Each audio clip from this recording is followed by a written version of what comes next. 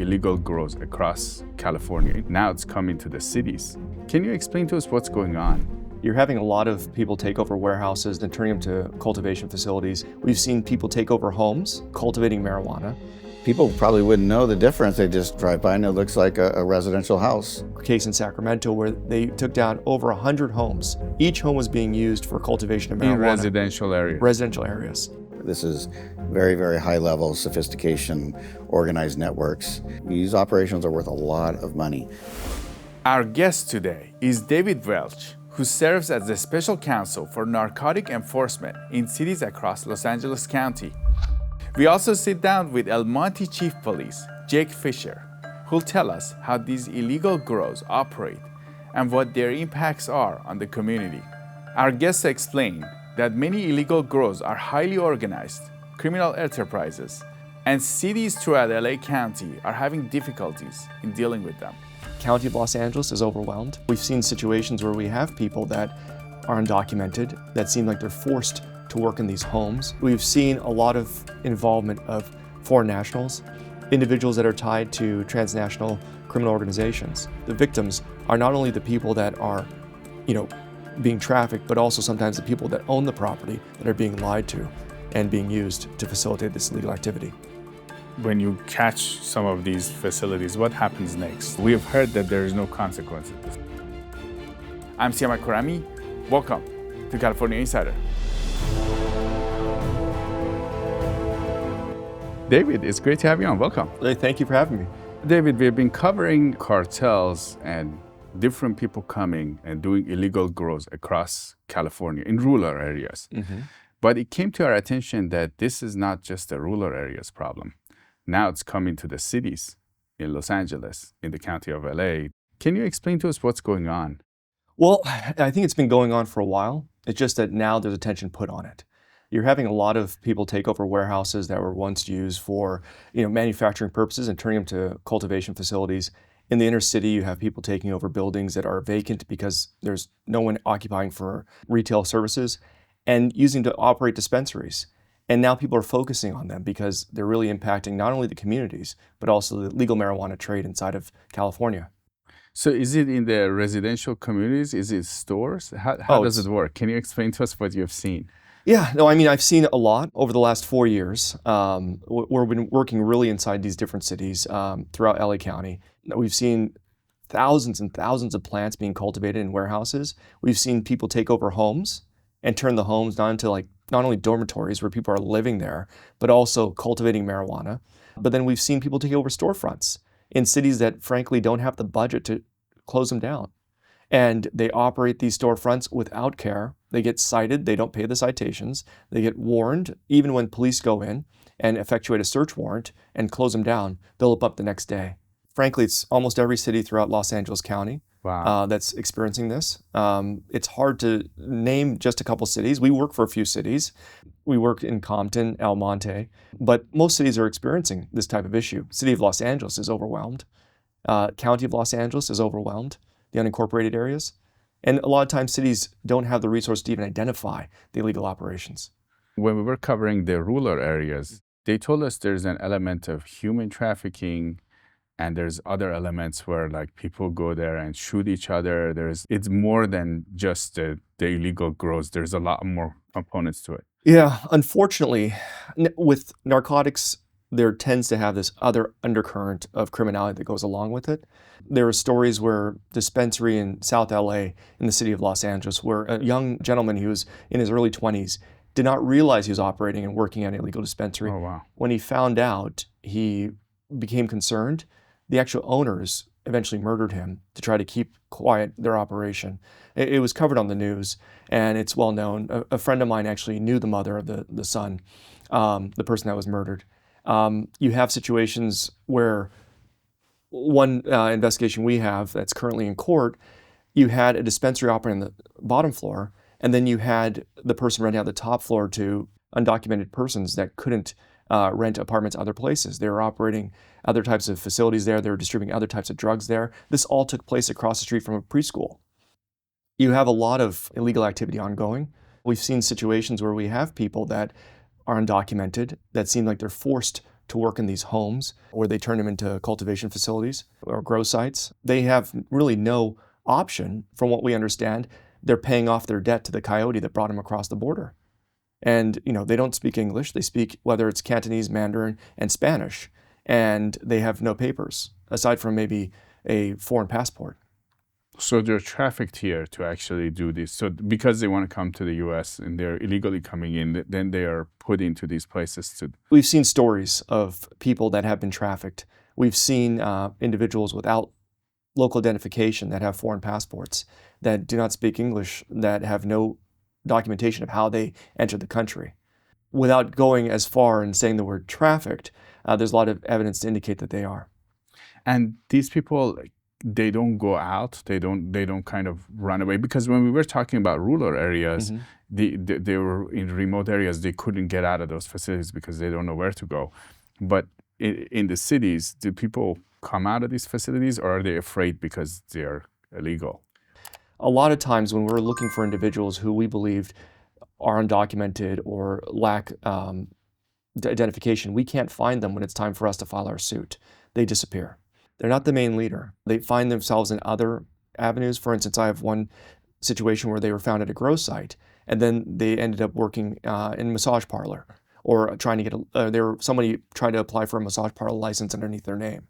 Can you give us some examples? Because a lot of us may not know that this is happening in the cities. Can you tell us what you have seen? I'll tell you some of the things that struck me. There was one situation where an individual, money came from abroad. They purchased real estate in Southern California, and they had specifically 3 houses on a block. Each house was turned into a marijuana cultivation facility. Wow. Each house had individuals who were undocumented working in them. This individual was growing cannabis or marijuana. We don't know where it was going, but I can tell you that from my previous experience, most of it's leaving the state or going into illegal marijuana dispensaries. That's a situation where you had money coming from overseas and buying up real estate. Other situations... was it in a normal residential neighborhood? It was in typical middle America residential neighborhood, middle-class family. In LA, right? In LA. In the San Gabriel Valley. But Wow. 3 houses on one block were used to grow marijuana, owned by the same individual.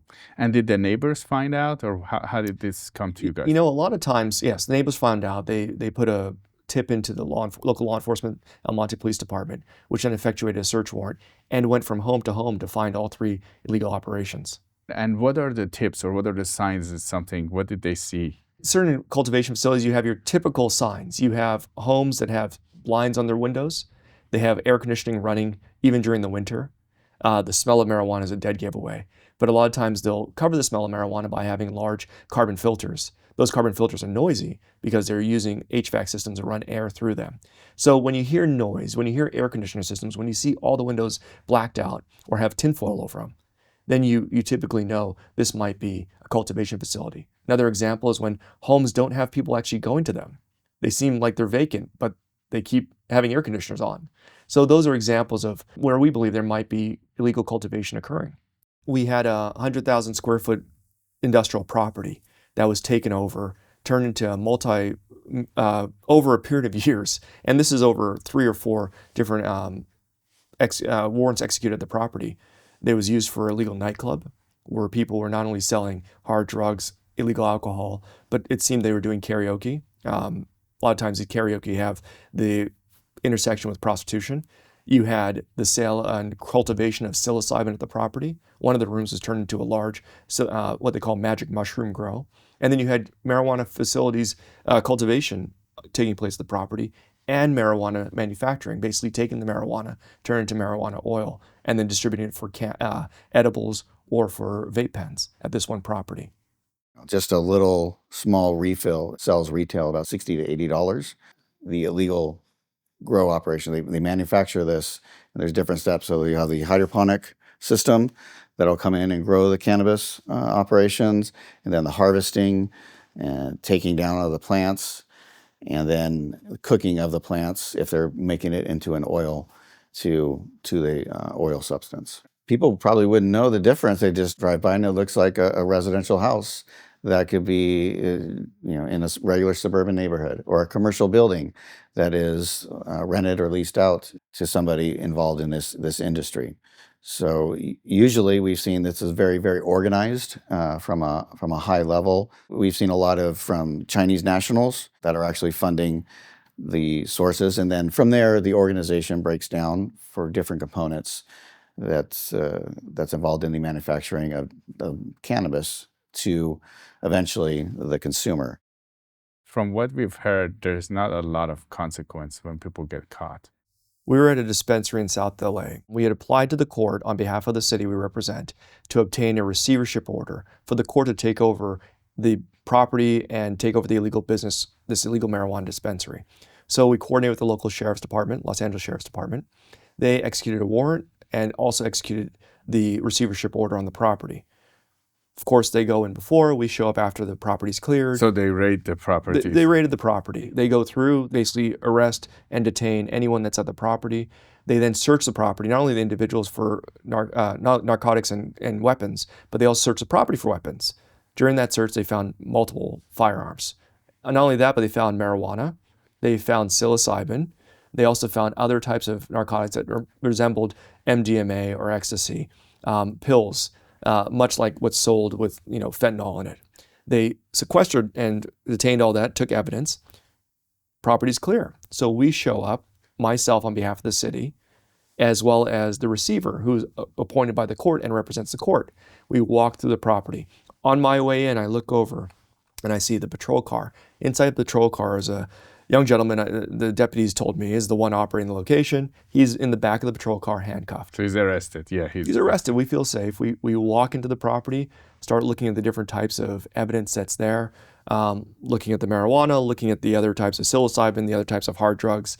The guns weren't there, but we knew the guns were there. We see the money. They're counting the money, recording everything. We walk to the back of the property and I start speaking to the receivership about his plan and how he intends to take over the property to stop it from being used to continue to sell marijuana. Of course, his goal is to shut down the property, put a fence up, lock the doors.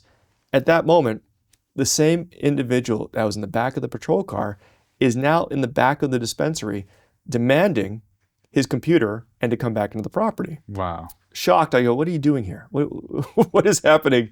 I look over, I'm looking for a deputy to wonder if he escaped from the car. Because it doesn't make sense to me that after walking through and seeing the narcotics, knowing the guns, and seeing the money, that individual is out of the car and in the back of the dispensary.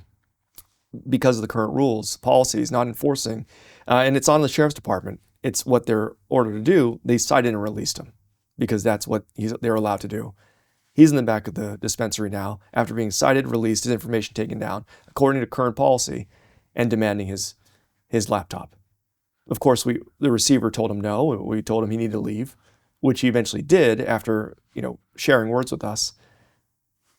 Probably 20 minutes later, the local law enforcement did another search of the property and found a gun, maybe 5 feet from us. So he could have used the gun. If he got in the property, if he were to go for the gun. But the fact that he is released, because that's the policy, is what creates concern for me. There are rules in place. If our prosecutorial agencies would enforce those rules, that individual wouldn't be back at that property, wouldn't be demanding to enter the property to get the laptop, which has evidence of his drug sales. So, wow. Yeah. So those are examples of how I think we need to gear policy towards the bad actors. Really those that realize that there's no punishment, there's no downside to doing the illegal activity, there's no downside to drug dealing and carrying guns. We need to change that. We need to show there's a downside. That's why we're called in to these different cities. You would find law enforcement would go and they'd spend hours, and I mean tens, hundreds of hours investigating these illegal operations where you have other types of narcotics. They would then file their report with the local DA's office, and because of the current policies, they would not be prosecuted. Very rarely would these cases actually be filed for felony charges. It's very difficult to pursue criminal charges in these types of cases because you have the burden of proof is obviously much higher in a criminal case than it is a civil case. That's just our justice system that we have. But being able to spend the resources and investigate any property crime, what a lot of people view as a property crime, and be able to track down who is ultimately responsible from a criminal perspective is extremely challenging. Not to mention that our detectives are already overburdened with people crimes. So allocating resources to them to investigate these cases to try to track down who's criminally responsible is difficult. And so we were called in to help find an alternative solution. And so we approached it on a civil nuisance abatement, which is quasi-criminal, but we approach it in the civil courts under the full direction of the city attorneys in the cities we work in. And so that way we can actually pursue not only the property owner, but the operators for civil penalties and injunctions to stop the illegal activity. Is it really big now? Is it growing a lot? Is there a lot of these houses? At a minimum, over 50% of the sales of marijuana in California are illegal, at a minimum. Some reports have it up to 90% of the sales in marijuana are illegal sales. Now, the state has a system where all sales are tracked through metric, meaning that all sales of marijuana are centered through the California Department of Cannabis Control. They know where each sale takes place.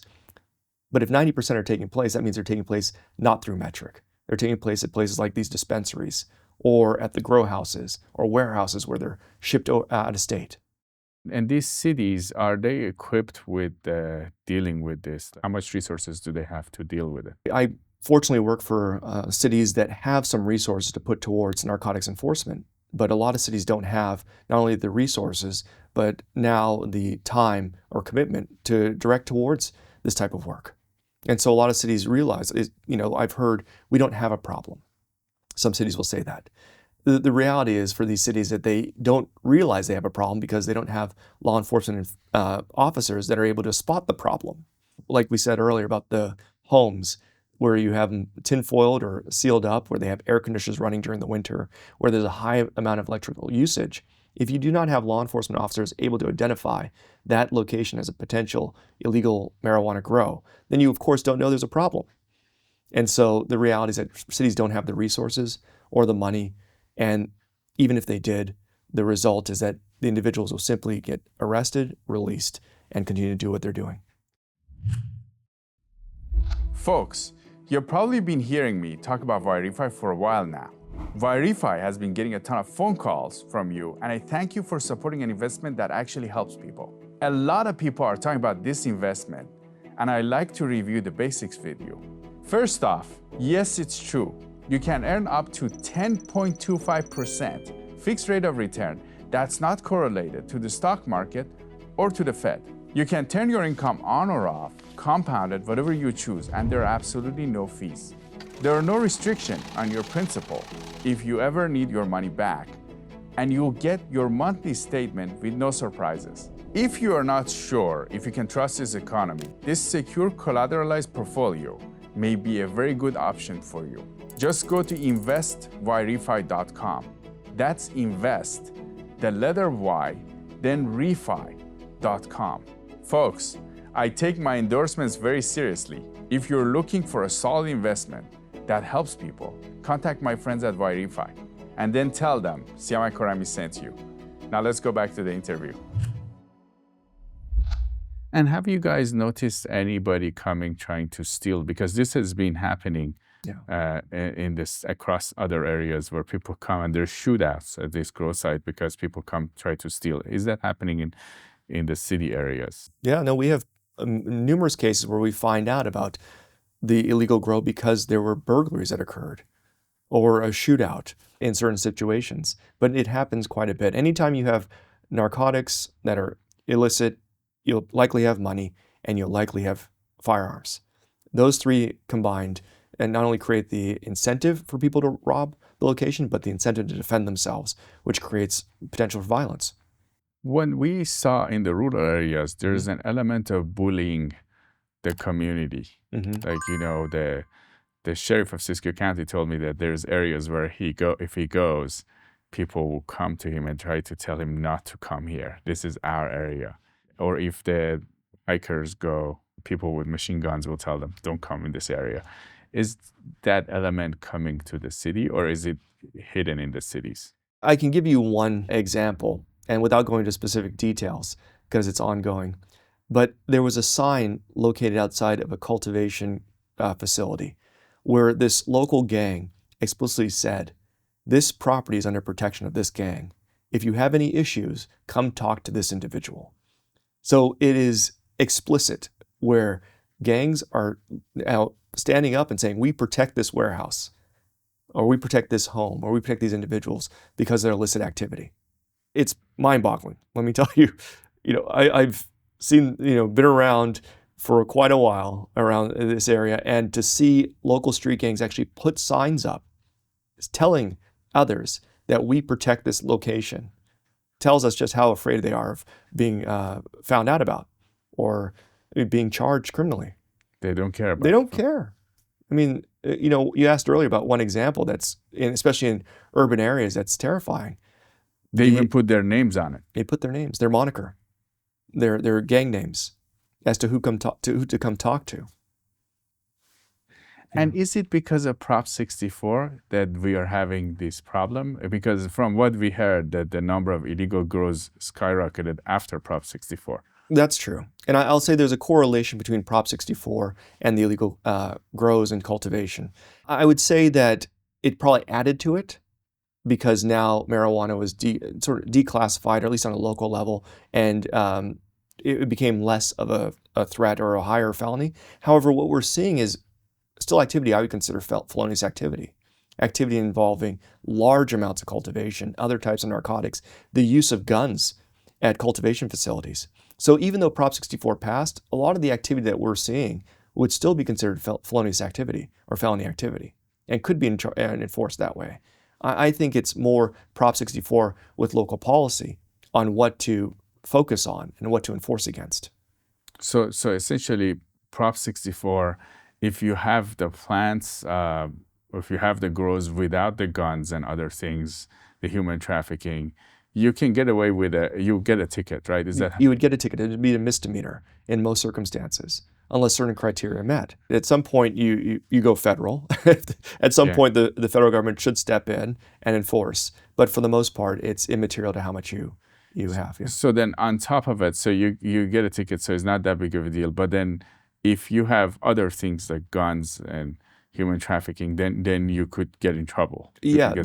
But it depends on jurisdictions. Well, I would say this. I think LA County has not prioritized this enforcement. It's clear as day, and I think it'd be hard pressed for the district attorney's office to say that they are. They are not enforcing these crimes, period. Whether there's narcotics at the location, whether there's guns at the location, I've seen enough of these cases to know that they're not being filed. Some people might say that they're doing this, let them just do it. What's the big deal about this? What are your thoughts on that? Those people don't live across the street from these illegal dispensaries.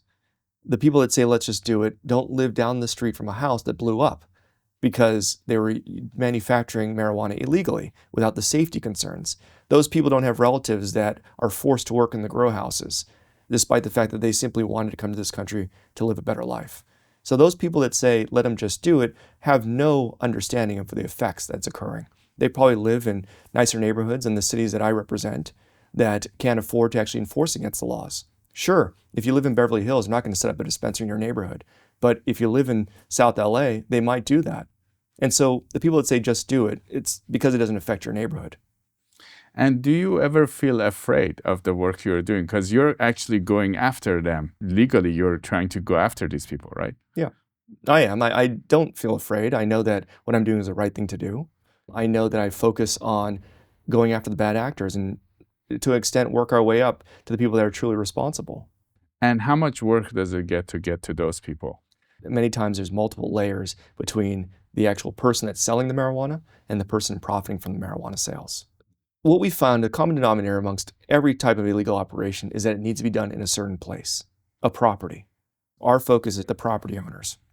Property owners almost always know what's going on at their property. You can't miss it.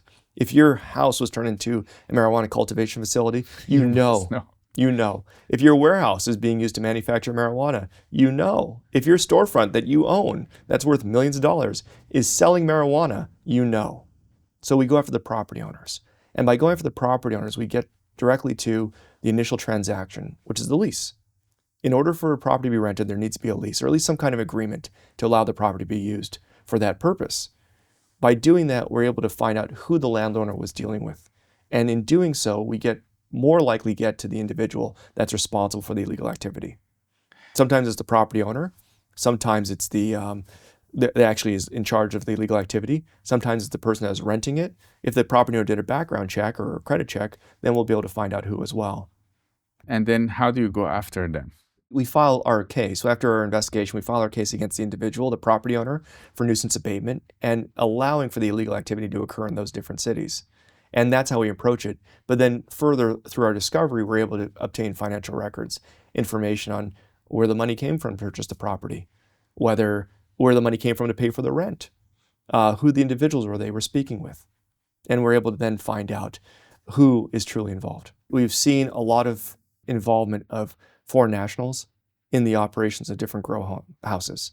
We've seen money come from abroad that is used to buy properties where the grow houses are used. We've seen individuals that are tied to transnational criminal organizations involved in the operation of different grow houses. I'll give you an example of a case that just settled in Sacramento. It was the U.S. Attorney's Office prosecuted a case in Sacramento where they took down over 100 homes. Over 2 days, they executed warrants at over 100 homes. Each home was being used for cultivation of marijuana. In residential areas. Residential areas. And that individual that they eventually prosecuted and eventually pled guilty, I believe this past March, was tied to the Chinese national government. Wow. And so that is one example of a connection between illegal cultivation in the United States, in California, and individuals that have relationships back to. So ties to the Chinese Communist Party. To the government and to the individual in the Chinese National Party. Yes. Cartels have a hand in this too, or is it? What we're seeing is that a lot of operations have the involvement of Chinese transnational organizations. Now, I'm not seeing a lot of cartel involvement, but I am seeing a lot of local street gang involvement involving local Mexican street gangs. Entities from China, they're coming here, they're buying these grow houses, but they're leveraging the local Hispanic and other gangs to help them operate it. What I find is the local Latino gangs or local gangs, whether in different cities, sometimes it's gangs that are traditionally African-American gangs, are brought on board as protection and operations. They're actually not the money behind the operation. They're not the individuals that own the property or individuals that are paying the rent directly. They are just the front of the operation, and they provide protection because it's taking place in their neighborhoods. So you mentioned there's 100 homes in Sacramento, and this is pretty shocking. Mm-hmm. Were these homes in one area, or were they scattered throughout They're scattered throughout the Sacramento area. I mean, it was all under one organized group that was doing it. It was wild. I mean, talking to my resources, they had to bring federal agents in from outside of Sacramento, of course, to effectuate the warrants on those 2 days. That's a huge operation because you had 100 sites, right? And one person doing it, right? Yeah, absolutely. So people think this is a California issue. This is not a California issue. This is an international issue. This is a national issue. The marijuana cultivated those facilities was not just staying in California. It quite possibly was going through the rest of the United States. And the marijuana cultivated here illegally is then sent to other states, whether it's Detroit, whether it's Atlanta, whether it's Boston, whether it's New York. There's a premium, and something people should know, there's a premium to having California cannabis or California weed. The other states Why is that? Because it's considered the best. Oh, okay. Aside from that being positive for California's marketing, it's negative for the rest of the community. People are paying extra for the marijuana when it hits Chicago, and it's going to the south side of Chicago. When it hits New York, when it hits Atlanta, people are paying premium for it. But that's what's encouraging the cultivation and manufacture of marijuana here in California on the illicit market. And is it because also we have really loose penalties, or is it just people like the marijuana from California? You know, it's interesting. I heard that Michigan recently increased their penalties on enforcing its illegal marijuana. That closed their borders pretty much. A lot of the marijuana that was leaving the state illegally here and going to Michigan now can't enter Michigan. So that's had a direct effect on the marijuana market here. And so, yes, the penalties are one thing, but also the market forces are another. And so when you have lax penalties, you don't pay taxes, and you have a welcoming market in places like Atlanta or New York or even middle of this country, you're finding more people are willing to cultivate marijuana here. Why are so many people leaving California? It wasn't long ago, people from everywhere wanted to move to the Golden State to enjoy a better life. Sadly, the standard of living has been dropping in the past decade. Are you like me and wonder why this is happening? I'm Siamak Korami, host of California Insider. In our film, Leaving California, The Untold Story, I take you an intimate journey of love, loss, tragedy, and hope as residents face the prospect of leaving their beloved state. Everyday people like you tell their stories about why they have to move out of the state even though they don't want to. Experts and policymakers also give insights about what's happening behind the scenes. Together, we get to the root cause of this exodus. Go to leavingcalifornia.com to view the first 15 minutes of the film for free. By watching Leaving California, you can be part of the solution. Again, go to leavingcalifornia.com. And the purpose of Prop 64 was to actually create this legalized market so that it collects tax for that and then legalize everything. But apparently, most of these legal marijuana dispensaries are going out of business and there's no tax, real tax generated. That's right. I mean, from my standpoint, Proposition 64 was to help lower penalties for additional or incidental drug users, create a legal market so the government can actually regulate it, and generate tax revenue from it. Well, unfortunately, the opposite's true.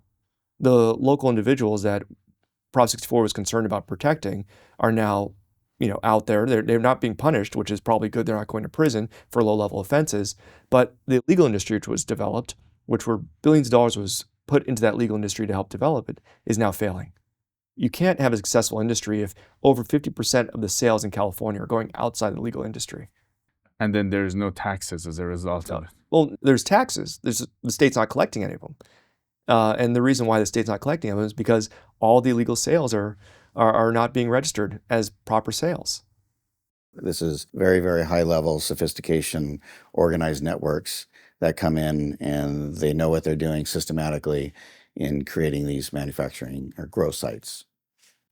Can you tell us an example of what you have seen that showed you this is like organized? There'll be whole warehouse buildings, walls that are cut off to make more interior walls for certain stages in the grow operation. So you have from seed to mature plant and harvest time, and they change it by room. So they move the plants around accordingly so that in different stages, that's the way they harvest. But huge warehouse buildings, so thousands of square feet. Homes that are 3,000 square feet or more that are just filled with cannabis. So these are not small mom and pop shops. This is extremely sophisticated. And then on the investigative side, when they follow the money trails and stuff with the search warrants for the bank accounts and what's going on behind the scenes, you're able to kind of figure out how organized these operations really are. There's guns involved, stolen items, stolen cars, major criminal records for some of the lower level people that are doing the operational sites. And it's very dangerous when you have a lot of money. These operations are worth a lot of money. This is millions of dollars in investments and the actual grow itself. So they will do many times what's necessary to protect their assets. Now, if you guys didn't do the civil cases, let's say some of your neighboring cities, what would be the consequences if they found a house in a neighborhood that's an illegal grower? They could call a narcotics team to come out and cut down the plants and dispose of the plants and just leave, because many times there's nobody there or they've already escaped if there was someone guarding the facility. Sometimes they're guarding it through video surveillance and keeping eyes on it so there might not be anyone even detained. But again, lots of times they don't know what to do because this is all fairly new to California. And some people in the community have misconceptions. Well, it's just marijuana, that it's okay, it's illegal now. Well, it's illegal under the right circumstances when it's a licensed manufacturing site in certain specific areas where it's allowed. That misconception that creates problems where sometimes community members don't even call us when maybe they do suspect something's going on or they don't know. For some of those people that may not know, What are the risks of having, let's say, an illegal grow in your community, your neighborhood? Yeah, well, there's increased criminals in your community. There's risks of contamination, fire, chemical exposures. Sometimes they'll try to burn stuff in backyards that polluting the air, polluting the community, and just illegally dumping certain toxic chemicals into your community. It's dangerous in the sense that in a residential community, it's not designed to have commercial activity going on. And, so you have people living in a residential community with the traffic, sometimes illicit traffic, sometimes late night traffic of illicit operations. Do you have any advice for the people of LA that might see suspicious things in their communities? Do you have any thoughts for them? Yes, absolutely. Report it to the police, and that can be frustrating because depending on where you live, sometimes um, they're not properly trained on all the illegal cannabis stuff. But keep calling, be persistent. If you care about your community, don't call once and nothing happens, or you think nothing happens, and then give up. Sometimes there is an investigation going on where you're not going to be aware of the circumstances, and these investigations can take a long time. So your one call may take a while, but be persistent and keep calling the police and be an advocate for the safety and benefit of your community and the next generation. Is there a fix for this, in your opinion? Well, I think the government needs to take narcotics abatement very seriously. They need to actually enforce the laws. Prop 64, for instance, maybe does not allow you to for the cultivation of marijuana to be a felony. But if you're find someone that's cultivating marijuana, and selling other types of narcotics, in addition to having guns on them, we need to start enforcing those rules. Because only then, when we enforce the rules, we'll be able to actually go after the bad actors, the organized crime, the true criminals, and maybe allow Prop 64 to prosper. I think on another level, cities need the money to actually focus on educating their community. Many times the illegal operations or organizations take advantage of the community believing marijuana is okay, to allow them to rent the buildings, to set up these different operations. We need to educate our community. Many times they're immigrant communities that are unaware of the rules. And you have individuals who work hard, they immigrate to this country. In that situation, the individual spoke Mandarin. That was their main language. Their secondary language is English. That individual thought and was told that it was legal. And they were sent articles. And I know this from reading their text messages. And they were told, no, this is fine. It's California. It's legal. That individual wasn't educated, and they allowed it to occur on their property. And only through that did we understand just how much the lack of education plays into the rolling out of these illegal grow facilities. Because people are told it's legal and I'm not doing anything wrong in their house. That's right. And in that situation, that individual actually inquired and said, are you sure this is legal? And the individual who was doing it illegally wrote back and said, well, you can Google it. Don't worry about it. Here's an article. The homeowner, of course, after we received that information, we were able to work a settlement with them and make sure the property was never going to be used to grow marijuana or other types of illicit drugs again. However, education's a big part of it, because the people that are taken advantage of, the victims, are not only the people that are being trafficked, but also sometimes the people that own the property that are being lied to and being used to facilitate this illegal activity. And that neighborhood, they're putting all that neighborhood in danger, because if somebody comes for a shootout, kids in the streets. A shootout, or if the facility is used to manufacture marijuana, many times they use combustible, flammable materials to remove the THC from the marijuana plant. And if they don't have the proper oversight by the government, those facilities sometimes leak the flammable liquid and become centers of explosion. That happened once in one of our cases. The whole warehouse blew up, basically leveled that warehouse and affected the neighborhood around it. It was a commercial building across the street from a residential location. And did it put anybody's life in danger, or? Thank God no one died. Thank God no one, was hurt. But there were property damage, at least 500 feet radius from that building. We've created a municipal ordinance that empowers a local government to place additional fines in addition to what the state has already done for illegal operations, and with the vision of our city manager at the time, because where I work, we did legalize cannabis at a local level and for retail and manufacturing. So in order to protect, in a sense, that industry, But our city manager, very early on, Ms. Alma Martinez, she had the vision to retain special counsel to deal with the illegal cannabis components and what that's going to cause, the harm that's going to cause to the legal cannabis industry. So with Mr. Welch and his firm, we've been able to successfully combat the illegal operations. Do you think Prop 64 should be fixed or changed? Well, I think it's how people view Prop 64. People look at it as a broadsword. They basically say, oh, marijuana is legal now, and the people in charge of enforcing laws are hands off. They need to really take more of a sort of sophisticated look at Prop 64, understand how it works with the local law enforcement and local narcotics issues. They need to step away from this broadsword, sort of broad strokes approach and look at the law. If there's narcotics, if there are guns, and there's marijuana, that's a felony. It needs to be enforced. Those individuals need to be prosecuted in the criminal courts. They do not need to rely on people to use quasi-criminal means of enforcing through narcotics abatement. It only creates more damage for the community. It only creates more costs. And in the end, it sends the wrong message. People will continue to violate the law.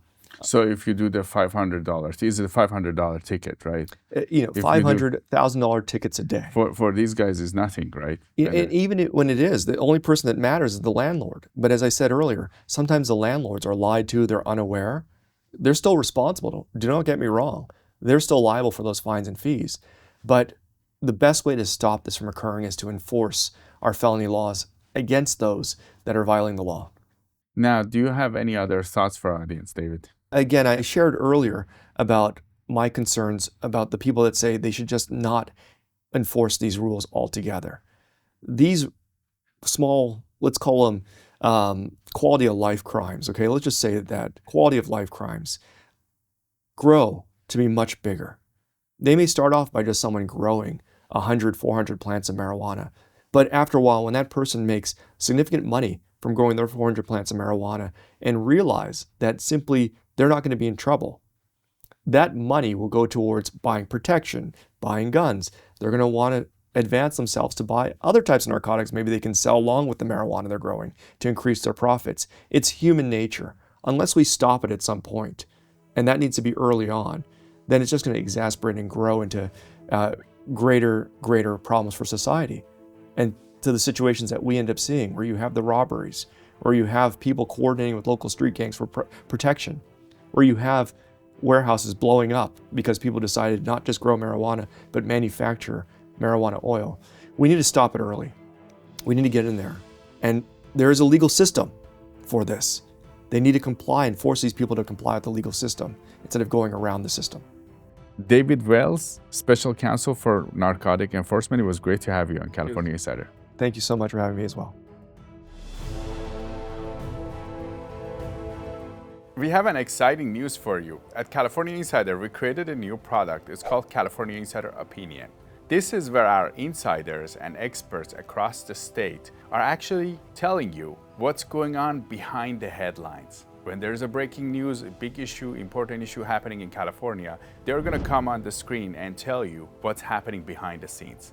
And these are like 7 to 10 minutes of opinion formats where the guests are talking to the camera directly, telling you what's happening. You're paying a tax increase of tens of thousands of dollars every year as a condition of keeping what you already own. Make sure to look at the description below because you want to sign up on our newsletter, because a lot of these opinions might be very sensitive that some people in the social media platforms may not like. So we're putting them in the newsletter on our website so you can have them. These opinions will actually help you understand the political and policy landscape of California. We highly recommend you follow it.